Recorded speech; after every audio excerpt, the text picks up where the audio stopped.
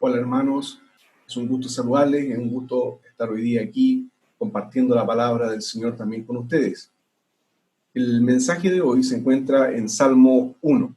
Le invito a abrir la palabra en Salmo 1.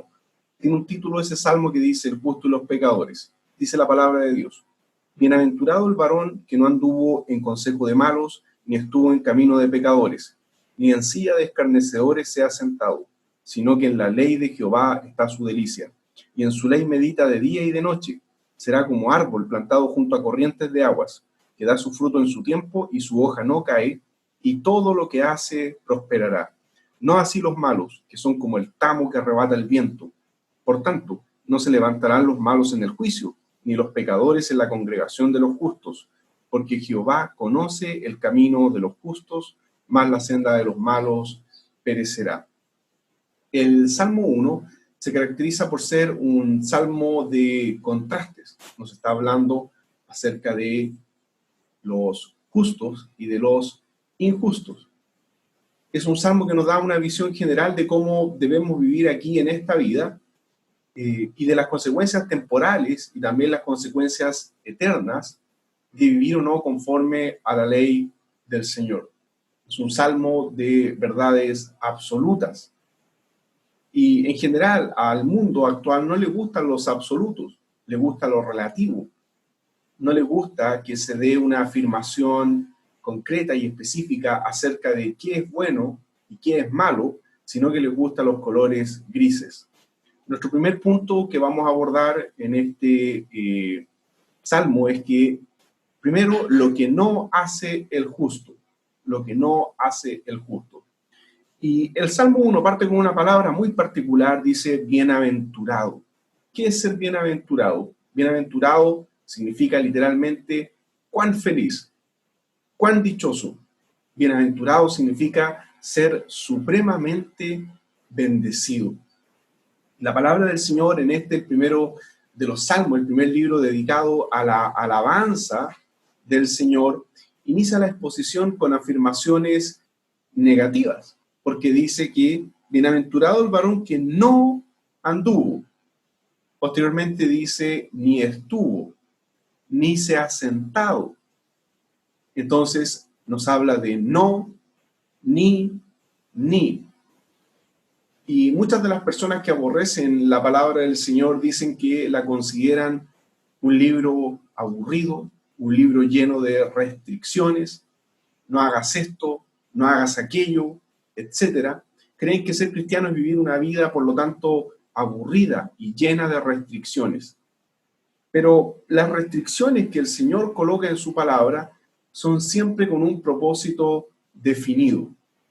Imagine la siguiente escena: dos hombres, uno necio y uno sabio, viviendo en un lugar donde la única ley que existe es no traspasar una cerca.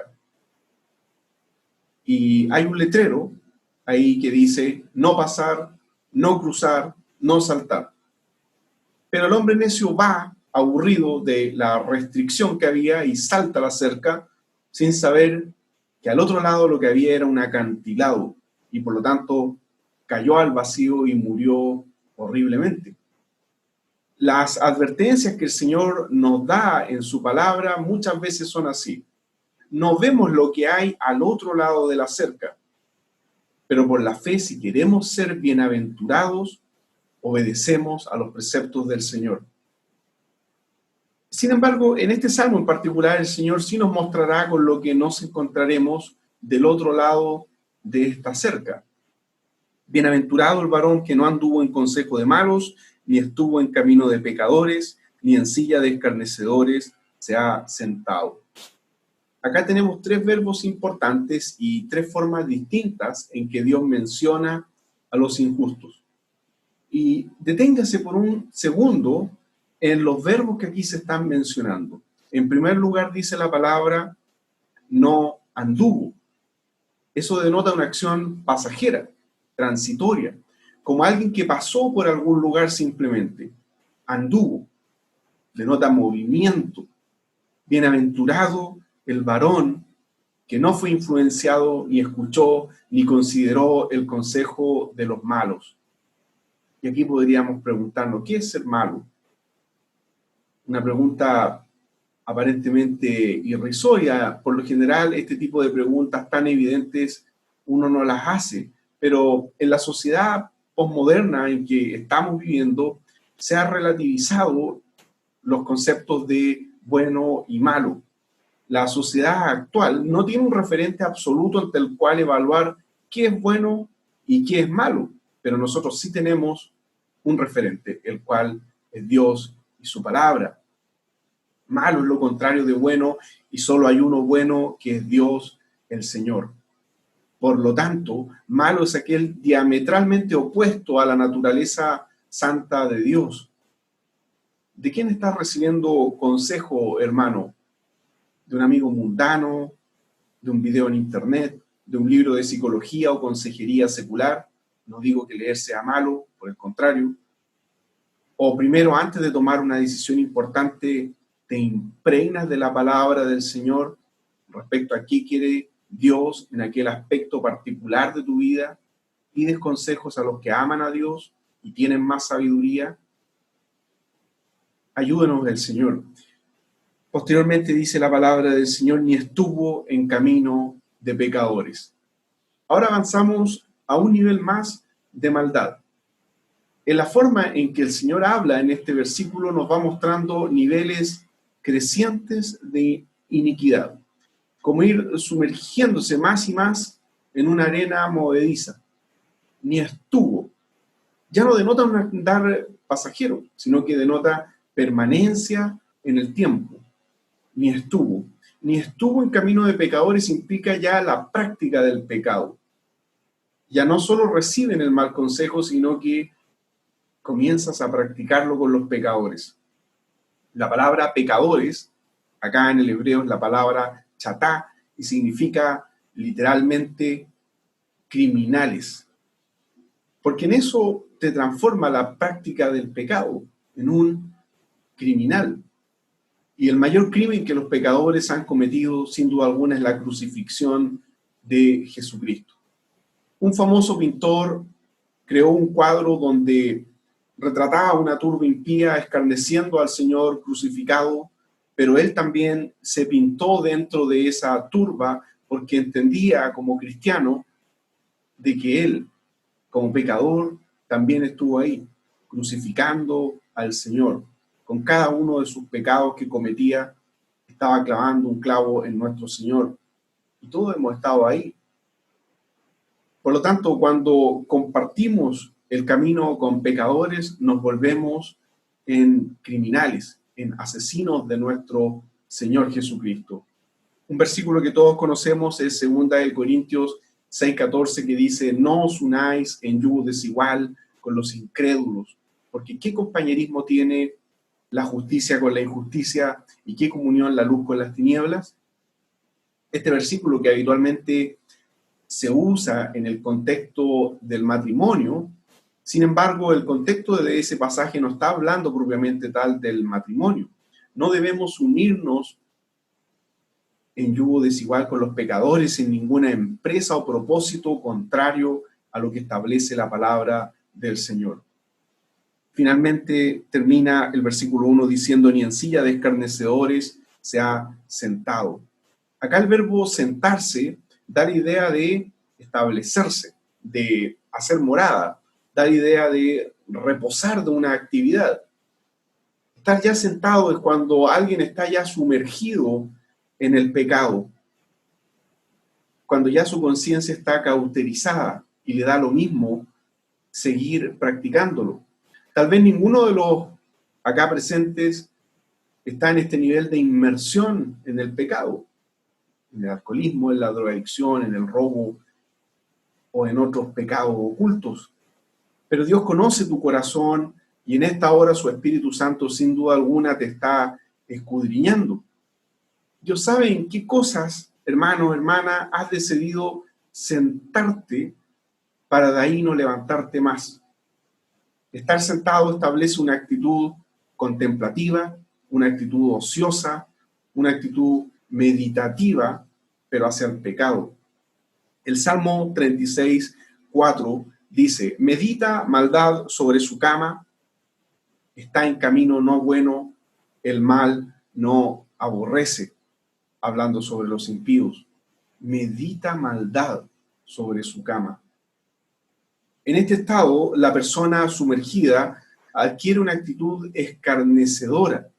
Y ser un escarnecedor es burlarse de otros, es ironizar de otros, es reírse de los demás, es no importar las consecuencias de tus propias acciones. El escarnio nace de un corazón que quiere solamente humillar a otro, aplastar a los demás y demuestra, por lo tanto, un tipo de soberbia de forma activa. El escarnecedor tiene una actitud desafiante, una actitud indiferente, no teme el castigo de Dios ni las consecuencias para su vida. Por lo tanto, podemos resumir lo expuesto hasta acá como bendito el que no tiene una naturaleza maligna, bendito el que no practica el pecado y bendito el que no tiene un corazón soberbio. Ahora bien, la bienaventuranza no termina aquí, como si la dicha solo estuviera en abstenerse de realizar ciertas cosas, y por eso el versículo 2 comienza con sino que, versículo 2, sino que en la ley de Jehová está su delicia y en su ley medita de día y de noche. Ese es nuestro segundo punto, que es lo que sí hace el justo. La palabra delicia se ocupa en el Antiguo Testamento 39 veces y denota siempre deseo, querer algo, amar algo, anhelar, agradarle algo a uno. En el Salmo 37, 23 dice, por Jehová son ordenados los pasos del hombre y él aprueba su camino. Y la palabra aprobar que se ocupa en este versículo 23 es la misma palabra delicia del versículo 2 del Salmo 1. O sea, lo que nos está diciendo es que Jehová hace que los caminos del hombre sean agradables a Dios cuando estamos en su ley. Son deliciosos ante Dios los pasos del hombre que está en la ley del Señor. Incluso en varios pasajes se usaba la palabra para representar el intenso amor y afecto conyugal como una delicia de comunión. Génesis 34, 19, la primera parte del versículo dice, y no tardó el joven en hacer aquello porque la hija de Jacob le había agradado. Y esa palabra agradado es precisamente la misma palabra que se emplea acá en el Salmo 1, la palabra para delicia. Por lo tanto, la idea acá es que el justo está hipnotizado, cautivado por la ley de Dios. Y más allá de esta actitud contemplativa que puede sonar incluso algo mística, añade el versículo que en su ley el justo medita permanentemente. Y aquí hay algo implícito, porque para poder meditar en algo tienes que primero conocerlo. Si no pasamos tiempo en la palabra de Dios, no podremos meditar en ella de día y de noche. Quiéralo o no, siempre habrá algo que te va a mantener cautivado, y si no dejas que sea la palabra de Dios, serán otras cosas que te mantendrán cautivado, incluso cosas pecaminosas, aquellas en las que vas a estar meditando de día y de noche. Pueden ser cosas tan simples como las preocupaciones del día a día, que una y otra vez dan vuelta en tu cabeza, tus deseos egoístas, las entretenciones de la vida. Hoy en día, hermanos, mucho se ha tergiversado lamentablemente el tema de la meditación. Siempre meditar se asocia a religiones orientales, a éxtasis místicos, a de alguna manera poner la mente en blanco y tener vivencias emocionales sobrenaturales. Pero la meditación de la palabra de Dios es algo completamente distinto. No es algo que se queda netamente en el plano mental o espiritual o como una mera contemplación mística. La palabra meditar en el hebreo significa literalmente murmurar. Alguien empapado de la palabra de Dios es alguien de quien se arrebalsa la palabra de Dios, la murmura, la habla, brota de forma natural en sus conversaciones y de él. Por implicación, esta palabra significa también ponderar, o sea, determinar el peso de algo. Por lo tanto, podemos concluir de que el justo lleno de la palabra, determina el peso, las consecuencias de sus acciones y todo lo hace, lo evalúa a la luz de la palabra de Dios. Nuestro tercer punto es que las consecuencias temporales y eternas para los justos e injustos están claramente declaradas en la Escritura. Las consecuencias que trae el vivir a la luz de la palabra de Dios, lejos del consejo de los impíos, el salmista las representa gráficamente con un fuerte contraste. Por una parte, los justos son como árboles plantados junto a corrientes de agua, que da su fruto en su tiempo y su hoja no cae y todo lo que hace prosperará. Lo que podríamos precisar como todo lo que hace conforme a la ley de Jehová será prosperado. Los justos tienen raíces, son árboles, y nunca se van a secar ni podrán ser derribados, porque están en la roca que es Cristo. Mientras que, por otra parte, los injustos son descritos como el tamo, o sea, como la basura del grano que ha sido trillado y cernido. Es parte polvo, parte suciedad. El verdadero tamo es esa capa dura y no comestible del grano. Está descrito en pasajes como Isaías 5:24 y en Isaías 33:11. Y la palabra propiamente significa heno seco propio para quemar.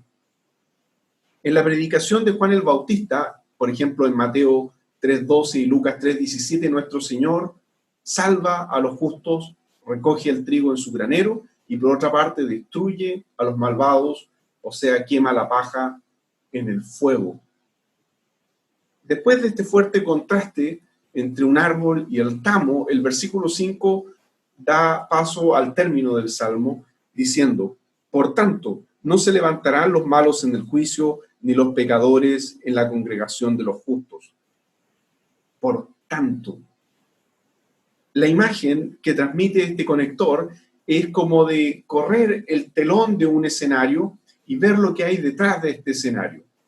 Por tanto, se abren las cortinas para poder ver lo que hay detrás y más allá de la cerca que Dios había dicho no traspasar. Por tanto, ahora nos arroja luz de lo que ocurrirá en la eternidad con estos dos grupos, los justos y los injustos. Por tanto, no se levantarán los malos en el juicio, ni los pecadores en la congregación de los justos. Acá sin duda alguna está hablando del juicio final contra los impíos. ¿Cuál es la congregación de los justos? En Hebreos 12:22 en adelante leemos: sino que os habéis acercado al monte de Sión, a la ciudad del Dios vivo, Jerusalén la celestial, a la compañía de muchos millares de ángeles, a la congregación de los primogénitos que están inscritos en los cielos, a Dios el juez de todos, a los espíritus de los justos hechos perfectos, a Jesús, el mediador del nuevo pacto, y a la sangre rociada que habla mejor que la de Abel. A esa congregación vamos nosotros. Podemos concluir, hermanos, de que es bienaventurado aquel que no sigue el consejo de los impíos, es bienaventurado aquel que medita y obra de acuerdo a la palabra de Dios, es bienaventurado porque lo conoce y va a la vida eterna en comunión con los justos. Mientras que es maldito el que sigue a los que aborrecen a Dios, es maldito el que no medita en su palabra ni la pone por obra, es maldito por la eternidad porque será quemado como estamos en el fuego eterno, separado de Dios por la eternidad. Pero cuántas gracias debemos darle nosotros a Dios porque habiendo depositado nuestra fe en Jesús, estamos bajo la bienaventuranza y no bajo el juicio de maldición. Y hacemos un llamado a todas aquellas personas que no conozcan al Señor, a que depositen su confianza en nuestro Señor Jesucristo y pasarán de muerte a vida. Gozarán de la bienaventuranza eterna, serán rescatados de la condenación y podrán vivir una vida de paz. Que el Señor les bendiga.